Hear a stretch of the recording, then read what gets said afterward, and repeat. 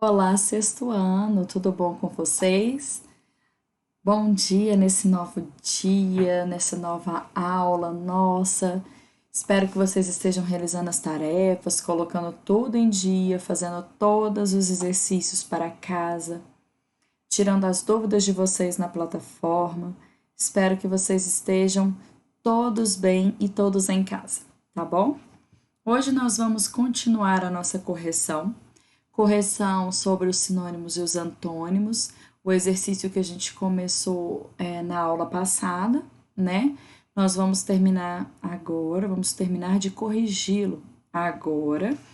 Então, eu vou compartilhar com vocês a apostila para que a gente possa fazer essa correção, tá certo? Então, vamos lá. Aqui nós teremos, eu vou passar aqui, ó, vou colocar minha tela pequenininha, como sempre, aqui na frente, para que vocês possam acompanhar bonitinho a nossa resolução. Então vamos lá, pessoas. Nós temos aqui, já logo de cara na página 48, que é a continuação dos nossos exercícios. Por que eu digo isso? Porque antes a gente estava na página 47, né, que a gente encerrou na aula passada. Nessa página agora, 48, nós vamos continuar os exercícios, letra D, parte de metamorfose, a palavra metamorfose. Então, como que é na questão do dicionário? Para quem se esqueceu o que falava o exercício, vamos voltar lá? Eu vou voltar na 47 só para a gente ler, tá? Então, aqui, ó, analise os verbetes de dicionário selecionados a seguir, indique sinônimos possíveis para cada um deles. Então, a gente vai ler e vai verificar qual que é o sinônimo mais adequado que a gente poderia colocar. No caso de metamorfose, nós temos que é um substantivo feminino. Mudança completa de forma, natureza ou estrutura, transformação, transmutação. Então, aqui tem os exemplos, né? Metamorfoses dos antigos deuses dos egípcios, metamorfose de um metal qualquer em ouro. 2. Rubrica biologia. Mudança relativamente rápida e intensa de forma, estrutura e hábitos que ocorre durante o ciclo de vida de certos animais. Exemplo, metamorfose da lagarta em borboleta. 3. Mudança de aparência, caráter, circunstância, etc. Exemplo, no decorrer da peça, a atriz passou por uma grande metamorfose. E item 4, derivação sentido figurado, mudança completa de uma pessoa ou de uma coisa. Exemplo, a restauração do museu provocou uma notável metamorfose no bairro. Então, em todas elas a gente pode perceber que tem um sentido por trás, né? Então, qual que é esse sentido? A gente pode colocar transmutação, transformação. Eu acredito que transformação a gente utilizaria mais, com mais facilidade, né? Uma palavra mais acessível para a gente. Mas a transmutação também é válida.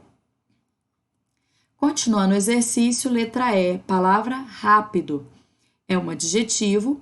Item 1, que se movimenta com grande velocidade, veloz, capaz de realizar tarefas, decidir, raciocinar, etc.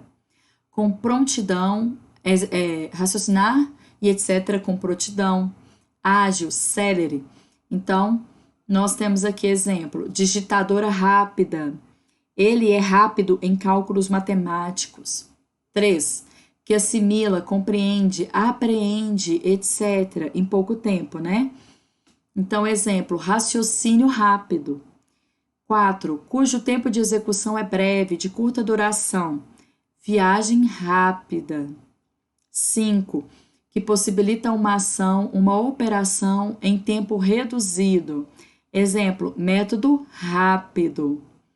6. Que apresenta intervalos curtos entre um movimento, um batimento e outro, acelerado. Então, exemplos, nós temos ritmo rápido, respiração rápida. 7. Que não tarda em produzir um efeito, né? Exemplo, tratamento rápido. Quero que vocês percebam que Todas as vezes que eu fui ler os exemplos de rápido, a palavra não está escrita, mas na hora de ler, eu li com a flexão adequada, né? A flexão voltada para o gênero feminino ou masculino, ou a flexão em número de singular ou plural.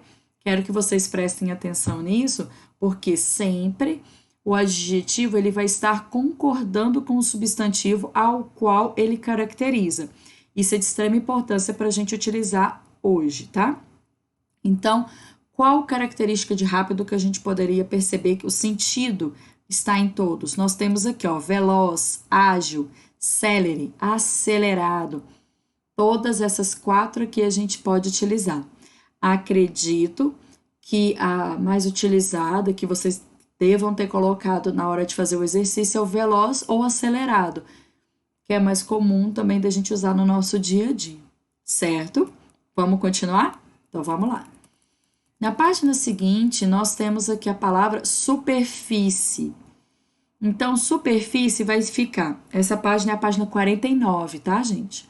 Só virei a página. Página 49, letra F, superfície. Substantivo feminino.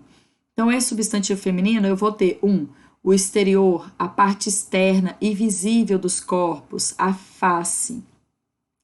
Então, exemplo, a superfície da terra, uma superfície lisa, rugosa, polida e etc. 2. Extensão bidimensional, área. Então, exemplo, o terreno tem uma superfície de mais de 300 metros quadrados, tem um doisinho ali. 3. Rubrica geometria. Forma geométrica com 2 dimensões. Exemplo, determinar a superfície de um retângulo de 2 metros por 4 metros, né? 2 metros de largura por 2 de altura. 4. Derivação sentido figurado. Falta de aprofundamento em estudo, conhecimento e etc. Exemplo, análise do texto ficou só na superfície. Então, se a gente for pensar qual o sentido geral a gente teve aqui, qual palavra que a gente poderia utilizar como sinônimo, qual seria? Vamos ver o que eles colocaram também. Face ou área, né? Então, como superfície, a gente vai ter a área ou a face. Vamos lá, questão 2. No exercício 1, nos exemplos de frases, textos de cor verde, que foram os exemplos que a gente leu, né? Em que o substantivo superfície está aplicado, aparece sempre uma letra S, em seguida, seguida de um ponto. Espera-se do leitor que ele compreenda que, letra A letra é usada para formar o plural do substantivo? Não. B, ela representa abreviação de substantivo? Sim. Representa a substituição do substantivo que é superfície, né? C, depois de ponto, não se usa letra maiúscula em alguns casos. Nada a ver. D, o substantivo é sempre usado no plural como óculos, por exemplo. O substantivo superfície não pode ser flexionado no plural. Então, todas as outras não são incorretas, são totalmente incorretas. A resposta correta é a letra B de bolo. Questão 3. Com base na análise do verbete, é possível dizer que existem vários sinônimos possíveis para a superfície, né? A gente viu vários. Então, a gente vai ter que justificar. Então, o interessante é a gente pensar o seguinte. Tá vendo aqui em cima, superfície? Nós temos aqui, ó, 1, 2, 3, 4. 4 formas que a gente pode estar utilizando o substantivo superfície. Então, é claro que ele vai ter 4 sentidos diferentes, assim, adaptados, né, contextualizados. No geral, aqui foi dado para a gente a questão de face área, mas a gente pode perceber que ele pode ser utilizado em 4 situações distintas, né? Então, essa justificativa ela tem que girar em torno disso. Que aqui, ó, que a gente tem que, dependendo da acepção, em 4 numeradas no verbete, podem haver sinônimos possíveis para o substantivo. Então, nós temos 4 acepções, 4 situações, 4 sinônimos cabíveis que a gente poderia estar utilizando, tá? Questão 4. Releia um exemplo retirado do verbete superfície. A análise do texto ficou só na superfície. Substitua a expressão destacada por um adjetivo. Então, a análise do texto ficou só superficial. Superficial é um adjetivo derivado do substantivo superfície. E aqui a gente pode fazer essa mudança também, adaptando a palavra superfície, o substantivo, tornando-o como adjetivo, certo? Questão 5, nós temos: pesquise um dicionário, pelo menos um sinônimo e pelo menos um antônimo do adjetivo que você utilizou no exercício anterior. Então, nós temos aqui uma resposta possível, né? Um sinônimo e um antônimo. No caso de superficial, a gente pode utilizar como sinônimo a palavra vago e como antônimo uma coisa profunda. Então, se a análise do texto ficou só superficial, significa como sinônimo que a análise do texto ficou vaga, né? A análise ficou vaga. Ou então, se a gente quiser falar o contrário disso, a gente pode dizer que a análise do texto ficou profunda, ficou com a análise mais densa, mais profunda a ser analisada, certo? Continuando a nossa correção, página 50. Trago aqui exercício 6, os exercícios propostos, né? Então, pesquise em um dicionário os antônimos das palavras destacadas a seguir e, com eles, reescreva cada sentença para alterar o seu sentido, fazendo as adaptações necessárias. Então, vamos pensar aqui, ó, 6. Sua literatura entrou na fase adulta. Então, se a gente vai utilizar um antônimo ou ao contrário de adulto, a gente poderia dizer que é o infantil. Então, sua literatura entrou na fase adulta, tá a possibilidade que eles colocaram que sua literatura entrou na fase infantil. Aqui a gente pode fazer essa adaptação, tá? 7. Uma roda livre em torno do seu eixo. O contrário de livre é preso, né? Então a frase pode ficar: uma roda presa em seu eixo. Questão 8. Ele é rápido em cálculos matemáticos. Pode ficar: ele é lento, né? Que é o contrário. Ele é lento em cálculos matemáticos. Então, aqui nesses 3 a gente conseguiu refazer a frase utilizando seus antônimos. Questão 9, de marcar X, nós temos: os verbos morrer e falecer podem ser considerados sinônimos um do outro. No entanto, em determinados contextos em que se quer diminuir a força de um deles, o outro é preferencialmente usado. Então, se a gente quiser diminuir a força de um deles, tem um que a gente escolhe mais, né? Sobre isso, assinale a alternativa correta. A. O verbo falecer nunca é preferido, porque soa muito chocante. Não. Quando a gente fala assim, que alguém morreu, é mais forte do que alguém faleceu. Tá vendo? É mais suave. Então, ele é mais leve. Não é que ele é mais leve, mas ele diminui essa força, certo? Que é utilizada aí. B.